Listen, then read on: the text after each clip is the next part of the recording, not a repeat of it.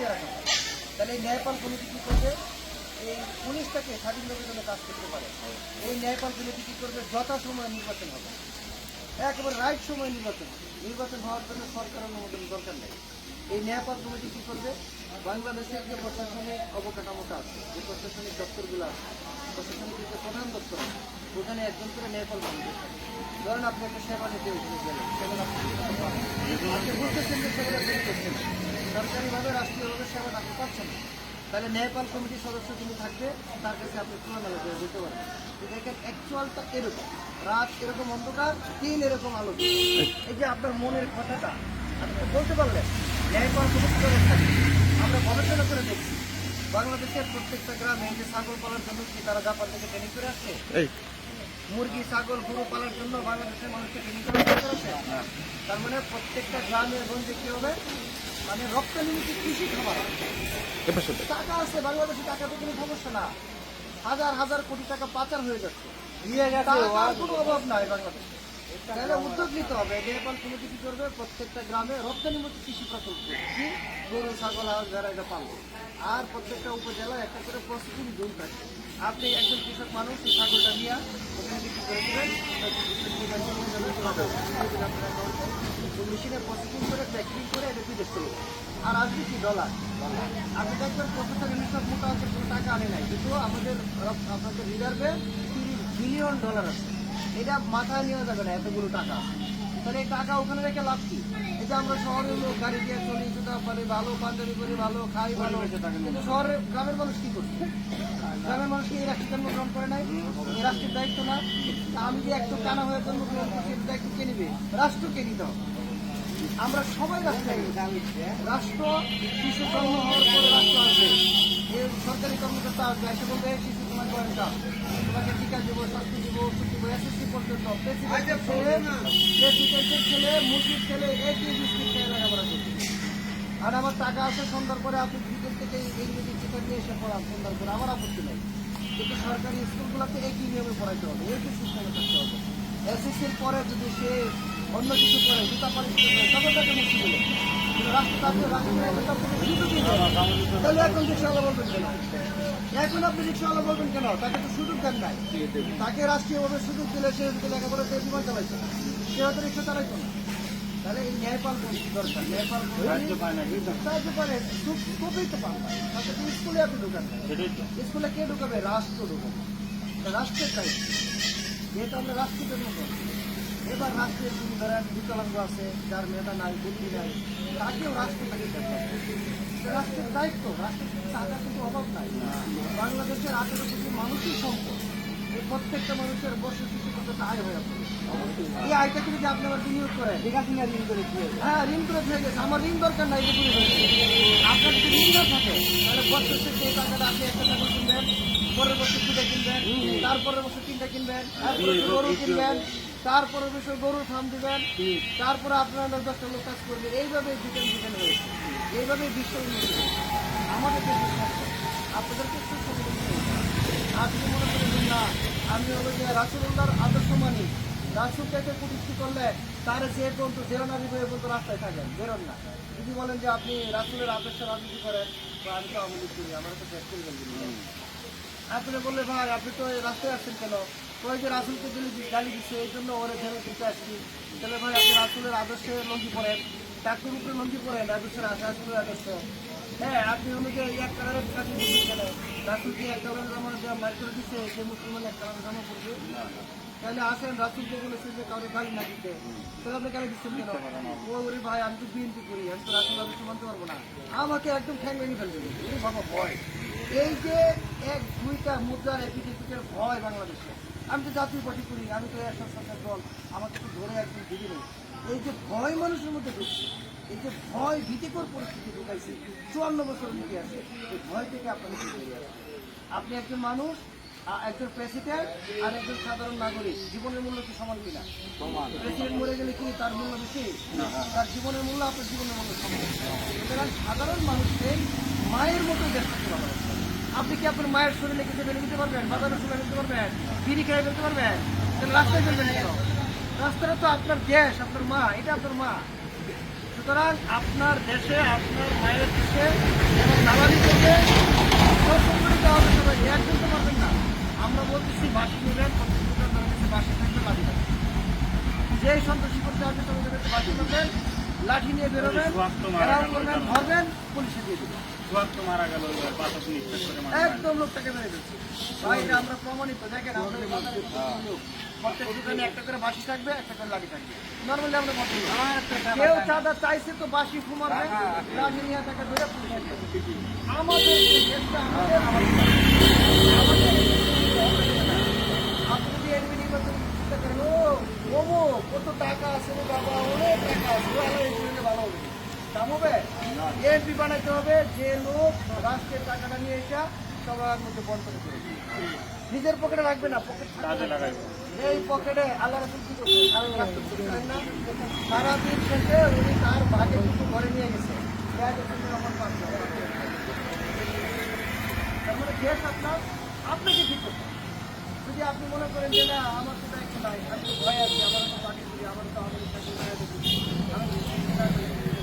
তাহলে এটা আপনারই মা। কারণ হচ্ছে মা মাতৃভাষা মাতৃভূমি আল্লাহ রাসূল মহত্তর ভালো জানে বারবার টাকা তোলার ভাবছে কেন আপনি যে বিষয় আছেন মা এটাকে আপনি ভাবছেন। এই জন্য আমাদেরকে কি করতে হবে, বিনয়ের সহিত আমরা নাই সমাজের পুরো ধ্বংস হয় নাই, সমাজের একটা সামান্য অংশ নষ্ট হয়েছে, যেটুকু নষ্ট হয়েছে ওইটুকু আমরা আমরা কি করবো, মানুষের ভাই আপনার চাল দিয়ে রাস্তা করে দিচ্ছেন, আপনি ওনারা কিছু করার দরকার নাই, বিড়িটা দিয়ে উচিত ছিল কিন্তু সে যে বিড়ি খেয়েছে তাকে এটা নির্দিষ্ট জায়গায় সরাবে, সে তো ফেললো না। ঠিক আছে, আমি মনে করি যে মাসাল্লাহ সুন্দর কাপড় চোপড় পরার জন্য এই যে ভাই যে বিড়ি খেয়ে ফেলেছে এটা যখন আপনি জায়গা মতো ফেলবেন এটা কিন্তু লজ্জা পাবে। বাবারই আমার তো আর একটু ভাবতে আসলে দেশ আমাদের এটাকে গঠন করতে হবে, আমাদের এটা রুখে দাঁড়াতে হবে, আমাদের ভয়ের কোনো কাজ নেই। আপনি কিছু করতে আপনাকে সংরক্ষণ করতে হবে, আপনি মাতৃকে আপনি যখন লিখেন না মানে দেশের প্রতি আপনাকে তবে বিনয়ের সাথে মারামারি যন্ত্রী কাটাকাটি গালাগালি দরকার নেই। এই যে 5 বছরে একটা বুঝতে আর কোনো কাজ নেই, এটা চলো। আমরা ন্যায়পাল কমিটি করতে চাচ্ছি, আপনাদের এলাকার এমপি সাহেবের সাথে সাথে একটা ন্যায়পাল কমিটি থাকবে। আপনার একটা গবেষণা আছে, আপনি কি করেন? আমি অফিসের কাজ করেন, আমি রাষ্ট্র এসে আপনাকে বলবো ভাই আপনার নাম কি? হেলাল ভাই, আপনার গবেষণা অভিজ্ঞতা কি? আপনি যে অফিসের কাজ করতেছেন, রাষ্ট্র আপনাকে একটু কি সেবা দিলে আপনি আরও 10টা লোক কাজে লাগাতে পারবেন। তখন আপনি বলবেন কি যে আমার এই দোকানটাকে দোতলা করে দেন, নিচতলায় হচ্ছে আমার মালামাল রাখবো, আর উপরে হচ্ছে আমি কিছু কারিগর দিয়ে একটা ডিজাইন শিখবো, আমার একটা কম্পিউটার কিনে দেন, আমি যে ডিজাইনটা পারি এই ডিজাইন থেকে আরেকটু ডিজাইন করি, আরেকটু ডিজাইনের আমি গ্রিলের একটা ব্যবসা দেবো, আমার এখানে আরো এই দায়িত্ব রাষ্ট্রের। রাষ্ট্র এসে বলবে এই ছাগল যিনি পালতেছে যে ভাই খামারওয়ালা, আমি রাষ্ট্র আপনার কাছে আসছি, কীভাবে আপনাকে ডেভেলপ করে দেয়, কীভাবে আপনি সমস্ত কিছু করে, তখন উনি বলবে যে আমার তো 10টা খামার আছে, আমার ইউনিয়নে একটা পশুর ডাক্তার নেই, আমার ইউনিয়নে একটা পশুর ডাক্তার দেন, আমার একটা মুরগির বাচ্চা যেন না মরে যায়, একটা হাঁসের বাচ্চা যেন না মরে যায়। এটা রাষ্ট্রের কাজ। রাষ্ট্র এই সন্তানকে এসে বলবে যে বাবা তোমার কি গবেষণা, রাষ্ট্র তোমাকে এডুকেশন দেবে, রাষ্ট্র তোমাকে শিক্ষা দিবে, রাষ্ট্র তোমাকে স্বাস্থ্য দিবে, সুস্থতা দিবে, ওষুধ দিবে। তখন রাষ্ট্রের প্রকৃত নিয়মে এটা প্রত্যেকটা মানুষের মাথা কিন্তু একটাই ভাই, আমার কি পিতামাতা আমেরিকার প্রেসিডেন্টের পিতামাতা সারা বিশ্ব চালাচ্ছে উনি।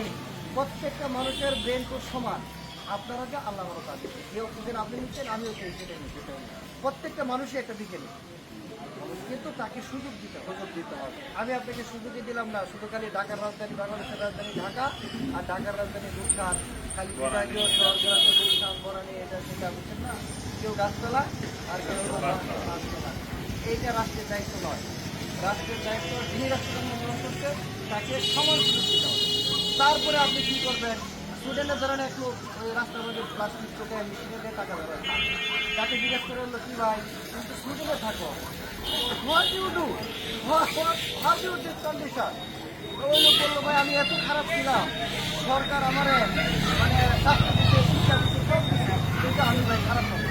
সারাদিন চুরি করতে করতে বাটপারি করতে করতে আমার কার্ড দেয়, সরকার থেকে যে কার্ড দেয় এটা মাইনাস হয়ে আমার টাকা দেবে। ওই দেশের আইন এরকম, কোনো অন্যায়কারীকে একবার জেলে দিয়ে এটা করলে সেটা করলে সেটা সুস্থ না হয় সরকারি সুবিধাটা ছিল তখন তার জন্য মাথা সুবিধা আছে এই প্লাস্টিক থেকে শুরু করে একটু টাকা তার মানে যে নিজের মধ্যে স্বীকার করছে রাষ্ট্র আমাকে এত সুবিধা দিচ্ছে কিন্তু আমি কিছুই করতে পারলাম না এর কারণ হচ্ছে যে হুজুর আলো বলতে পারবো মায়ের পেটে যখন মানুষ আসে তখন মাথাটা তৈরি হয় ব্রেন করতে তৈরি ব্রেন একটু করবে তার মানে ব্রেন দিয়ে আপনি কোনো খারাপ কিছু করতে পারবেন ব্রেনের হিসাব আল্লাহ তার মানে প্রত্যেকটা মানুষ আসলে মানুষ হিসাবে জন্মগ্রহণ করে প্রত্যেকটা মানুষকে একটা কর্ম করতে পারে তার যে একটা বিকেট রাষ্ট্রপতি তাকে যদি দেওয়া হয় তাহলে সেও একদিন অনেক বড় ক্ষুদ্র 18 কোটি মানুষ আমরা একটু সম্পদ টাকা বাংলাদেশের সমস্যাই না 2 কোটি মানুষ প্রবাসী সন্তানকে 30 লাখ টাকা 30 লাখ টাকা পাঠায় এখন এবার বিদেশে দেয়া নিজে কাঁচামরিচে পাঞ্চমাসেও 30 লাখ টাকা পাঠায় সর্বনিম্ন 30 লাখ টাকা পাঠায় 2 কোটি ইন্টু 30 ইন্টু 12 ইন্টু 1 বছর 75 লক্ষ কোটি টাকা আসে বিদেশি টাকা থেকে তাহলে আমি যে বলতেছি প্রত্যেকটা গ্রামে যে আপনি রপ্তানি কৃষি প্রকল্প করবে টাকা পাবেন টাকা দিয়ে সমস্যা টাকা সমস্যা না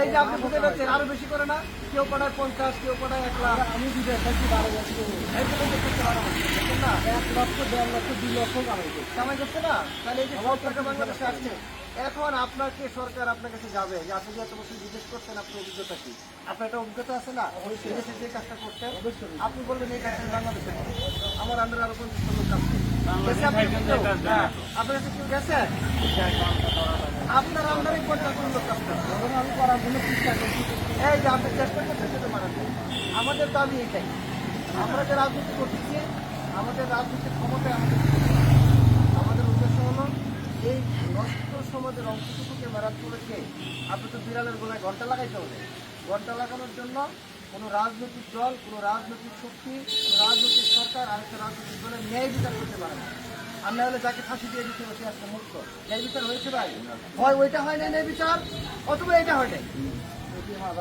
এটিএম আজহারুল ইসলাম সাহেবকে গত সরকার যে ফাঁসি দিয়েছিল এই সরকার আছে তাকে মুক্ত করেছে আমরা যারা সাধারণ মানুষ আমাদের মনে প্রশ্ন জাগে না হয় আগেরটা ন্যায় বিচার হয় নাই অথবা এখন একটা ন্যায় বিচার হয় নাই দুটার মধ্যে একটা তো হতে হবে তাহলে এখন একটা ন্যায় বিচার হইলে এখন একটা ন্যায় বিচার হইলে প্রফেসর ইনু সাহেব এতগুলো টাকা আইসা সে হলো মুক্তি করে নিচ্ছে আগেরটা ন্যায় বিচার হয়েছিল না হলে মুক্ত করে দিয়েছে হ্যাঁ তাহলে যে কোনো একটা আপনার সমস্যা থাকতে হবে সবাই জনগণের কথা না তো এটা তাদের কথা তাদের কথা এখন জনগণের কথা কি জনগণের কথা হলো আসলে ন্যায় বিচারটা দরকার ভাই আমি একটা অপরাধ করছি আমার বিচার ভালো লাগবে না যখন আমি এদিক থেকে যাচ্ছি আমার অপরাধের বিচার হবে আর বাকি অপরাধের চিন্তা করবো ওই বাবা দেখতে অবস্থা হয়তো বিচার হয়েছে তাহলে ন্যায়পাল কমিটি কি করবে এই সমাজের মানুষের সাথে দাঁড়িয়ে থাকবে এই সমাজের মানুষের কাছে আসবে ভালো মানুষের অভাব নাই বাংলাদেশে আমি 35টা দেশ ঘুরে আপনাদের চ্যালেঞ্জ করছি বাংলাদেশের মতো ভালো মানুষ একসাথে